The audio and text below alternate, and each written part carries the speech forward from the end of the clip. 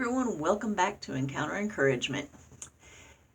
Well, we've been through the alphabet, A through Z, and I didn't know what to do next. So I thought about a topic that has been pretty good to me for a long time. And I was thinking about my friend Money Mom, and many of you know her, and I thought I want to do something that fits halfway between me and halfway between her, and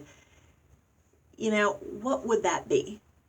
And I came up with my number one best ever budget tip. And that is tonight's title, my number one best ever budget tip. So my question to you is, have you ever looked at your budget? On paper, it doesn't look so good. You don't have enough to cover the bills even. But somehow you've got to make ends meet. And they can't meet next month. They need to meet this month. Well, I know that my budget tip is going to surprise you. And a lot of people will think it's very contrary to what a good budget should have and should hold. However, in all my years of using this budget tip, I have never, ever seen it fail me.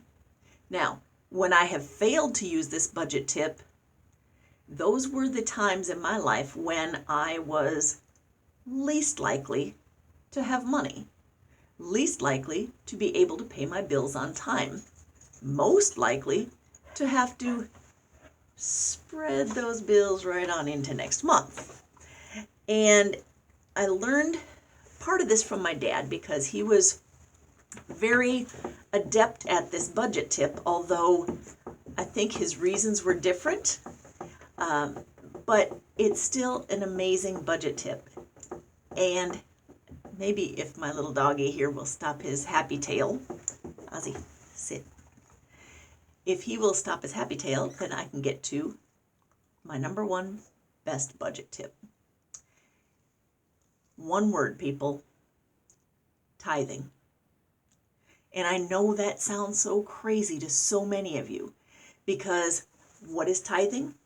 Tithing is actually giving 10% of what you have back to God. And I can truly say, like I've said it before, it has never, ever failed me. It seems very contrary to what you would think you would want to do, is spend money somewhere else when I don't have enough now. Well, I can tell you many times in my life, I lived paycheck to paycheck to paycheck, and sometimes that second paycheck, third paycheck couldn't come fast enough to cover the first paycheck, which didn't cover everything.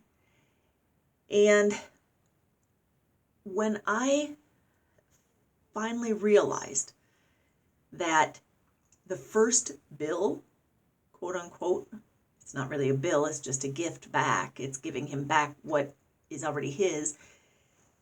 That first bill that I should pay would be exactly that, giving back to the church. Because when I give back to someone, we all like it. Let's say that a friend of yours invites you to dinner. They treat you so nicely. What is your first thought? When can I do the same for them? When can I have them over? When can I reciprocate? Well, that's exactly what a tithe is. Tithe is reciprocating to God back what he gave to you. So you don't have to give him as much as he gave you. He's providing for you. He's giving you everything. So by giving him a tenth back, that's the tithe. The offering is above that. By giving him his tithe first, he returns the best to you.